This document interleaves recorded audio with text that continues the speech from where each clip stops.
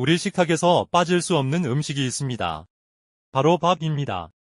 그대로 먹기도 하고 잡곡을 같이 넣어 먹기도 하는 흰쌀밥은 볶음밥이나 죽 등 다양한 요리도 가능합니다. 밥은 거의 전부 탄수화물로 이루어져 있으며 소량의 단백질과 지방이 포함되어 있습니다. 한 공기당 칼로리는 약 300kcal로 식빵 4조각 정도와 비슷합니다.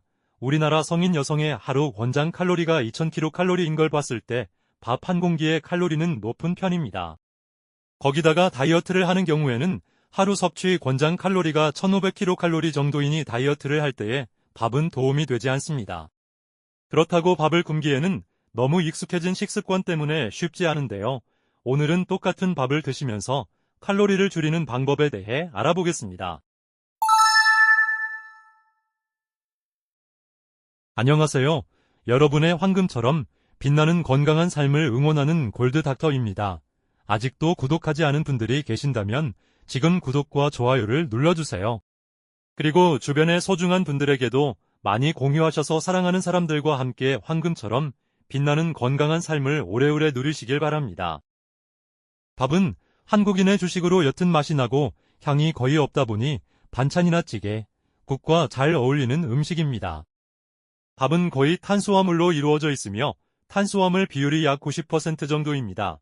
사람은 활동하는데 필요한 에너지를 거의 모두 탄수화물을 통해 얻으며 밥이 주식인 한국인은 대부분이 에너지를 밥에서 얻습니다. 고기, 채소 등은 단백질이나 비타민, 식이섬유 같은 영양성분 및 섬유질의 공급원이고 밥은 탄수화물을 통한 에너지원입니다. 그러다 보니 다이어트를 할 때 탄수화물을 멀리하는 식단으로 많이 드시고 그 과정에서 밥을 멀리하기도 합니다. 과량 섭취된 탄수화물은 섭취된 지방보다 먼저 소모되기 때문에 지방 소모에 도움이 되지 않습니다. 그리고 탄수화물은 필수 영양소임에도 불구하고 전분 함량이 높고 섭취 후 인체에서 포도당으로 분해되면서 혈당량도 올립니다. 하지만 밥을 냉장 후 다시 보온해서 드시면 칼로리를 줄일 수 있습니다. 그 이유는 저항성 전분 덕분입니다. 저항성 전분은 체내에서 소화 효소에 의해 잘 분해되지 않는 전분을 말합니다. 아밀라제에 의해 포도당으로 분해가 되지 않고 그렇다 보니 흡수가 되지 않습니다. 흡수는 안 되지만 대장에서 박테리아에 의해 분해되면서 식이섬유와 비슷한 역할을 하는데 일반 전분의 열량이 1g당 4kcal인 것에 비해 저항성 전분은 1g당 2kcal입니다. 일반 전분은 빠르게 소화되고 포도당으로 흡수되면서 혈당량을 높입니다. 혈당량을 다시 낮추기 위해 인슐린이 분비되고 저혈당이 되는 과정을 계속 반복하다가 감당하지 못하면 비만과 당뇨병이 올 수 있는데요.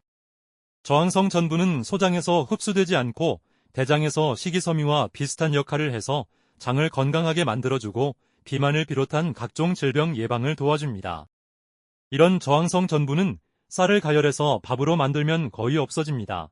하지만 밥을 식혀서 드시면 저항성 전분의 함량이 높아집니다. 그래서 편의성과 건강을 위해 밥을 얼려서 냉동밥으로 보관했다가 전자레인지에 돌려서 드시는 분들이 많았는데요. 얼린 냉동밥보다 냉장으로 보관한 밥이 더 좋습니다. 이유는 저항성 전분은 1에서 4도에서 가장 활성화되기 때문입니다.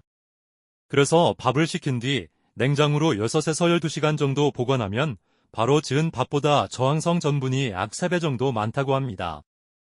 그리고 한번 생긴 저항성 전분은 잘 없어지지 않기 때문에 보관 후 전자레인지에 데워서 드셔도 괜찮습니다. 이렇게 저항성 전분의 함량이 높아지면 같은 양의 밥을 드셔도 흡수되는 칼로리가 낮고 혈당이 갑자기 높아지지 않기 때문에 비만이나 혈당 관련 질병을 앓고 계신 분, 다이어트를 하시는 분들에게 추천하는 방법입니다. 마지막으로 정리하겠습니다. 밥은 대부분 탄수화물로 이루어져 있기 때문에 주요한 에너지원입니다. 탄수화물이 분해되면서 포도당이 생성되는데 높아진 혈당을 저혈당으로 만들기 위해 인슐린을 분비하는 과정을 반복하다 보면 비만이나 당뇨 같은 질환이 생길 수 있습니다.